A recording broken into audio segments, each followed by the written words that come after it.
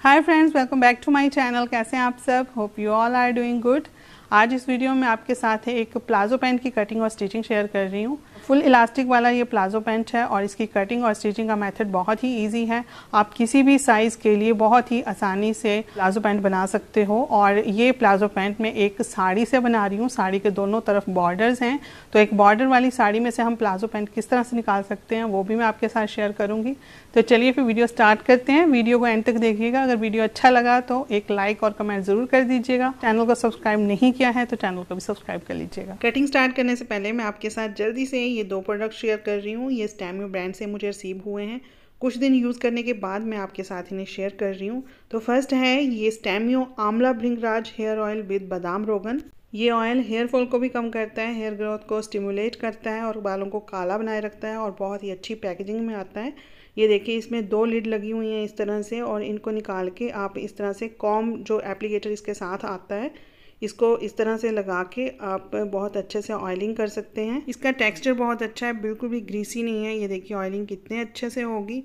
और इस तरह के एप्लीकेटर बहुत ही जो महंगे प्रोडक्ट्स हैं उन्हीं के साथ मिलते हैं। तो इतने कम रेंज में हमें ये कॉम एप्लीकेटर मिल रहा है और साथ के साथ ये ऑयल भी बहुत अच्छा है। 100% नेचुरल और प्योर है और इसके ऊपर पूरी इंस्ट्रक्शंस दी हुई हैं किस तरह से इनको यूज़ करना है। इन दोनों प्रोडक्ट्स में नेचुरल इंग्रेडिएंट्स हैं, बहुत ही अच्छी फ्रेग्रेंस है, पैकेजिंग बहुत अच्छी है। कॉम्बो में भी मिल जाएंगे, अलग अलग लेना चाहते हो तो अलग अलग भी मिल जाएंगे। तो डिस्क्रिप्शन बॉक्स में मैं अमेजोन का लिंक दे दूँगी, वहाँ से आप इसको परचेज़ कर सकते हो। जब भी लाइनिंग वाला हम कुछ बनाते हैं ना, तो लाइनिंग की कटिंग पहले करते हैं और मेन फैब्रिक की कटिंग बाद में करते हैं। यहाँ पे मैंने लाइनिंग बिछाई हुई है, इसकी किनारी साइड अपनी तरफ रखी है, क्लोज साइड दूसरी तरफ को है। ये जो लाइनिंग है ये मेरे पास पीसेस बचे हुए थे, टोटल 2 मीटर के पीसेस हैं। पहले प्लाजो की मेजरमेंट देख लेते हैं। तो लेंथ है इसकी 34, वेस्ट है 36, थाइज 25 है और हिप है 40 इंचेस। सबसे पहले आपको क्या करना है, 1/2 इंच पे यहाँ पे एक मार्क लगाना है और उस मार्क के ऊपर स्ट्रेट लाइन लगा लेनी है। इस मार्क का मतलब ये होता है कि अगर कपड़ा यहाँ पे छोटा बड़ा है तो उसको हम बराबर कर सकें। उसके बाद प्लाजो को फोल्ड करने के लिए यहाँ पे 2 इंच पे मार्क कर लेंगे। 2 की जगह आप 2.5 इंच भी मार्क कर सकते हो, मतलब जितना आप फोल्ड करना चाहते हो उतना यहाँ पे आप मार्क कर लेंगे। इतना काम करने के बाद अब हमें चाहिए लेंथ। तो पैंट की लेंथ है 34 इंचेस। अब यहाँ पे इंची टेप रख के हम ऊपर की तरफ को 34 इंचेस पे मार्क कर लेंगे। तो फ्रेंड्स, ये जो पैंट है ये फुल इलास्टिक वाली पैंट है। इसमें हम आगे की तरफ बेल्ट और पीछे की तरफ इलास्टिक नहीं डालेंगे, पूरे घेर में इलास्टिक डलेगा। तो इसका थोड़ा सा फॉर्मूला हम चेंज करेंगे। यहाँ पे इसमें फुल इलास्टिक डलेगी। तो ये देखिए, यहाँ से ऊपर की तरफ को 2 इंच हमने मार्जिन ले लेना है फोल्ड करने के लिए। 2 इंचेस हमने नीचे की तरफ फोल्ड करने के लिए ले लिया। उसके बाद हमने लेंथ रख ली इसकी 34। उसके बाद ऊपर से इलास्टिक डालने के लिए फोल्ड करना है, तो उसके लिए भी 2 इंचेस ले लिया। तो अब इसमें फ्रेंड्स कोई डाउट नहीं होगा। अब रखनी है इसकी कमर। तो कमर का फॉर्मूला बिल्कुल ही ईजी है। कमर है इसकी 36 इंचेस। 36 को हम 4 से डिवाइड कर देंगे। कुछ नहीं सोचना है, 4 से डिवाइड कर देना है। आपका कोई भी साइज़ है पैंट का, आपको अपनी कमर को 4 से डिवाइड करना है। जो भी आंसर आता है यहाँ पे मार्क कर लेना है। तो 36 को 4 से डिवाइड करके आया 9 इंचेस पे मैंने मार्क कर लिया। अब इसमें 2.5 इंचेस ऐड कर लेना है लूजिंग के लिए। अगर आपको लूज़ पैंट चाहिए, आप बहुत ज़्यादा फिटिंग वाली पैंट नहीं पहनते हो, तो यहाँ पे 3 इंच या फिर 3.5 इंच भी ऐड कर सकते हो आप लूजिंग के लिए। तो चलिए फ्रेंड्स, एक बार फिर से देख लेते हैं। 36 हमारी कमर है, 4 से डिवाइड करके आया 9 इंचेस पे हमने मार्क कर लिया। अब अगर हम इसी के ऊपर कटिंग कर देंगे ना, तो हमारे पास इलास्टिक डालने के लिए स्पेस ही नहीं बचेगा। तो इसलिए हमने लूजिंग ऐड करी है 2.5 इंचेस। तो 9 इंच पे ये देखिए मार्क किया। उसके बाद हमने 2.5 इंच मार्क कर लिया लूजिंग के लिए। तो इसमें हमारी इलास्टिक आ जाएगी। इतना सब करने के बाद अब हमें निकालना है क्रॉच एरिया। तो क्रॉच एरिया भी निकालना बहुत ही इजी है। उसके लिए हमें हिप की मेज़रमेंट चाहिए होती है। तो हिप है इसकी 40 इंचेस। 40 को भी 4 से डिवाइड कर देना है। 4 से डिवाइड करने के बाद आया 10 इंचेस। तो 10 इंच मार्क कर लिया हमने। अब 1.5 इंच यहाँ पे एक्स्ट्रा लूजिंग रखनी होती है। बस आपका कोई भी साइज़ है पैंट का, आपको इसी फार्मूला को अप्लाई करना है। जितना भी आपका हिप साइज़ है उसको 4 से डिवाइड करना है। उतना मार्क करने के बाद आपको 1.5 इंच ऐड कर देना है लूजिंग के लिए। बस इतना काम करने के बाद ये देखिए मैंने यहाँ पे स्ट्रेट लाइन लगा दी। अब बात करते हैं इसकी थाइज़ की। तो थाइज़ है 25 इंचेस। 25 का हाफ किया आया 12.5 इंचेस, तो यहाँ पे मैंने मार्क कर लिया 12.5 इंचेस। इतना ही हमने नीचे की तरफ को मार्क कर लेना है। अब ये है हमारे पास 12.5 इंचेस। इस एरिया का अब हमें सेंटर निकाल लेना है। जो भी सेंटर आता है उसके ऊपर मार्क कर लेंगे। अब इसी के अकॉर्डिंग हम बॉटम निकालेंगे इसकी। ये देखिए ये आ गया इसका सेंटर। अब सेंटर से 4 इंचेस पे इस तरफ, सेंटर से 4 इंच इस तरफ को बॉटम रखना है। आप जितना भी पोंचा रखना चाहते हो उसके अकॉर्डिंग यहाँ पे रख सकते हो। तो मैं 9 इंच के आसपास रखती हूँ तो बिल्कुल सही आता है। बस अब ये शेपर स्केल लेके इन पॉइंट्स को आपस में मिला देंगे इस तरह से।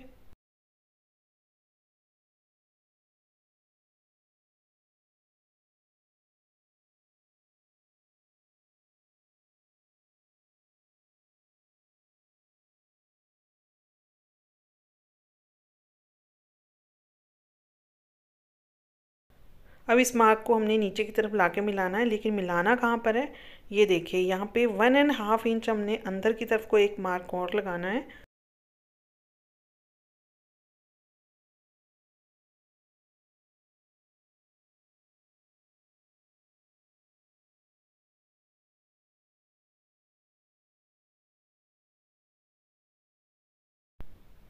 अब यहाँ पे एक एरो का मार्क लगा के इस तरह से शेप दे देनी है।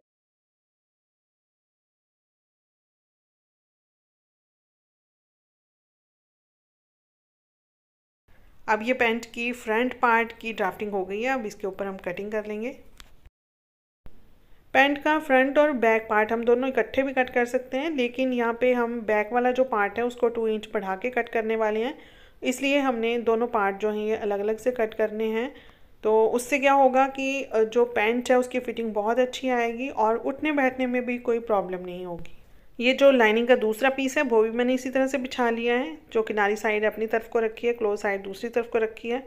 और ये देखिए जो हमने फ्रंट वाला पार्ट कट किया हुआ है ना, उसको इस तरह से सेट कर लेंगे। फ्रंट पार्ट की कटिंग हम मेज़रमेंट के अकॉर्डिंग करते हैं। जितनी भी हमने मेज़रमेंट ली होती है ना उसके अकॉर्डिंग इसकी कटिंग होती है।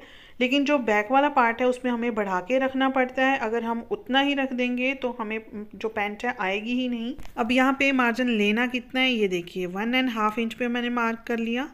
ऊपर की तरफ भी 1.5 इंच ले लिया। अब इन दोनों पॉइंट्स को आपस में मिला देंगे। इसी तरह से हम ऊपर की तरफ भी मार्जिन लेंगे।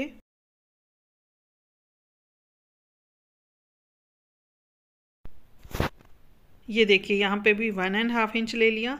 अब ये जो क्रॉच लेंथ का हमारा ये वाला पॉइंट है ना, इसके साथ इस तरह से मिला देंगे इसको।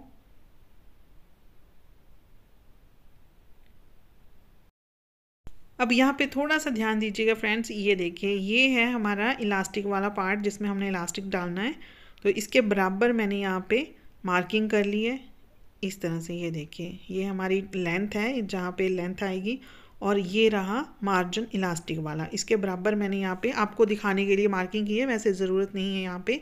अब इससे ऊपर हमें 2 इंच लेना है क्योंकि हमने बैक वाला पार्ट बढ़ा के रखना है। तो अब ये देखिए ये जो मार्क लगाया ना हमने, इसको इस तरह से मिलाना है अपने फ्रंट वाले पार्ट के साथ। आप देख रहे हो ना, हमने बैक साइड से 2 इंच बढ़ाया है लेकिन फ्रंट साइड से एक बराबर हैं दोनों पार्ट। अब ये नीचे क्रॉच एरिया बना देंगे इस तरह से शेप देके।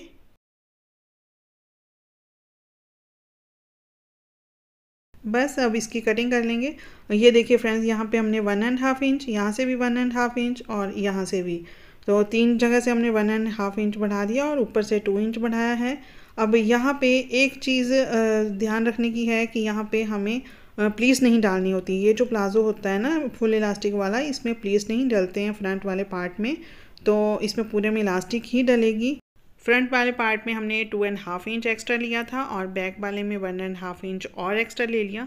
तो बहुत अच्छी इसकी फिटिंग आएगी, बहुत ही कंफर्टेबल प्लाजो पैंट बनती है ये।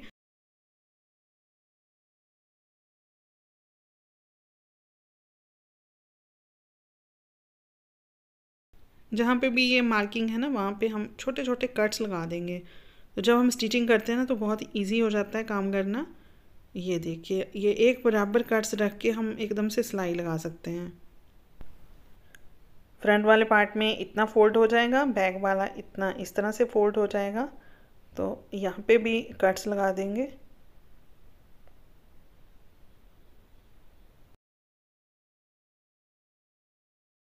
ये है मेन फैब्रिक। आपको मैंने पहले भी बताया था कि मैं ये साड़ी से पैंट बना रही हूँ।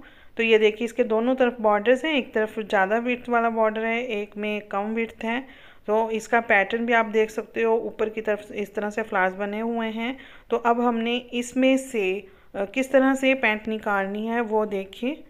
मतलब बॉर्डर्स को मुझे इसमें नहीं लेना है। जो मेरी कुर्ती है और दुपट्टा है उसमें बॉर्डर्स ऑलरेडी हैं, तो प्लाज़ो में भी अगर मैं बॉर्डर्स रखूँगी तो वो बहुत ही ज़्यादा हो जाएगा।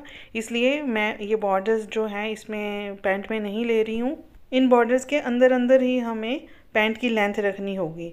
अब ये जो हमने कटिंग की हुई है ना पहले, जो लाइनिंग है उसकी, उसको इस तरह से रखेंगे। ये देखिए बॉर्डर्स जो है फोल्ड में आ जाएंगे।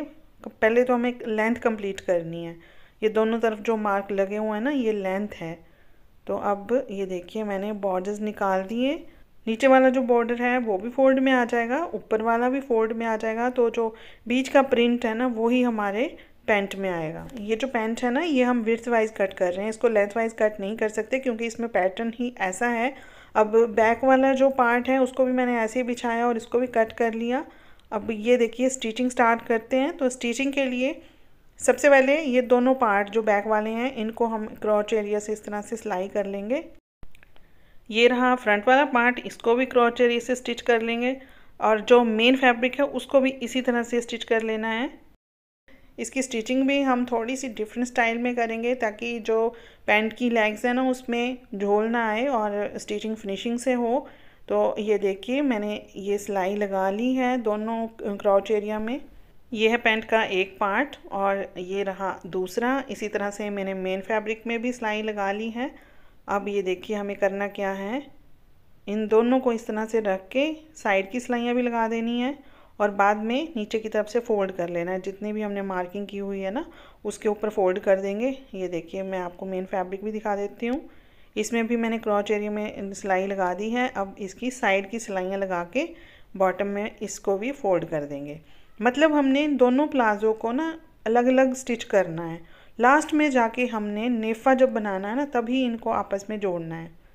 ये देखिए साइड की सिलाइयाँ मैंने लगा दी। अब इसको यहाँ से कर दिया फोल्ड। यहाँ पे भी मैं सिलाई लगा दूँगी। अगर आप बिगिनर्स हैं तो फिर ये जो भी काम करते हो ना, फोल्डिंग का जो काम करते हो, तो उसमें आयरन कर लिया करें अच्छे से, तो बहुत ही अच्छे से फिनिशिंग से सिलाई लगती है।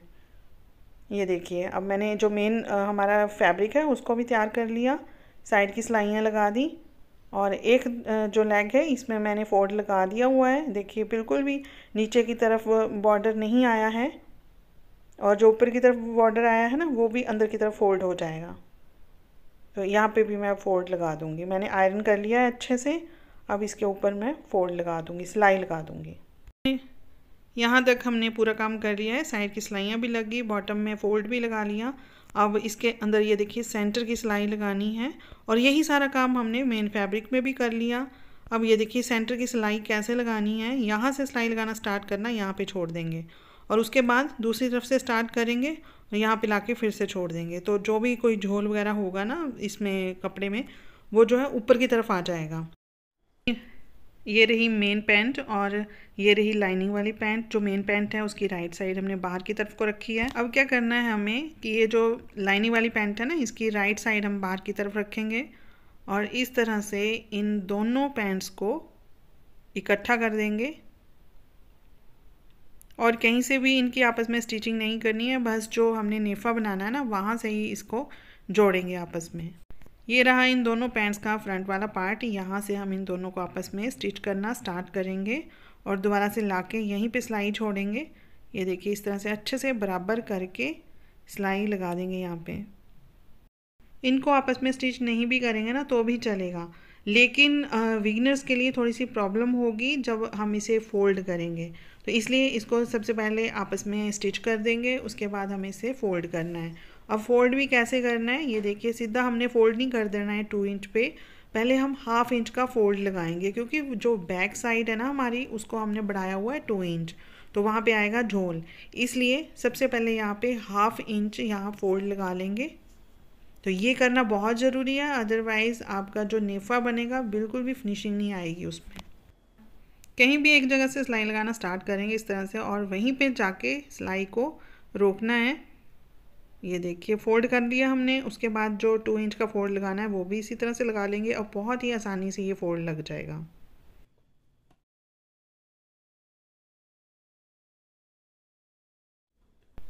ये देखिए फ्रेंड्स, फोल्ड लगाने के बाद ये जो बॉर्डर था ना वो इतना इतना हमारा बाहर दिख रहा है, तो ये अंदर ही रहेगा, इसका कोई इशू है नहीं। अब यहाँ पे मैंने मार्जिन छोड़ा हुआ है 2 इंच, यहाँ से हम इलास्टिक इसमें डालेंगे। तो इलास्टिक की लेंथ कितनी रखनी है, जितनी भी आपकी कमर है ना उससे आप 6 या 7 इंच कम रख लेंगे, बिल्कुल परफेक्ट आएगी इलास्टिक। तो मैंने इसके अंदर इलास्टिक डालने के बाद ये देखिए 3-4 बार सिलाई लगा दी, इसको आपस में ओवरलैप करके स्टिच कर दिया। स्टिच करने के बाद ये जो हमने मार्जिन छोड़ा था उसको भी क्लोज़ कर दिया सिलाई लगा के। अब आपकी मर्ज़ी है कि ये जो इलास्टिक है इसके ऊपर भी आपको सेंटर में सिलाई लगानी है या नहीं लगानी है, तो मैं ये सिलाई नहीं लगा रही हूँ। तो स्टिचिंग हमारी कंप्लीट हो गई है। अब इसके पोंचों में मैं बीड्स लगाऊंगी, सिंपल जो वाइट कलर के बीड्स में बहुत सारे वीडियोज़ में आपको दिखा चुकी हूँ। कुर्ती में इसी तरह की डिज़ाइनिंग है, तो मैंने पैंट में भी थोड़ी सी डिज़ाइनिंग कर दी है। बस अब आपको बताना है कि ये प्लाजो पैंट आपको कैसी लगी। अगर अच्छी लगी तो एक प्यारा सा कमेंट ज़रूर छोड़ के जाइएगा। तो चलिए फ्रेंड्स, मिलते हैं फिर नए वीडियो में, तब तक के लिए take care and good bye.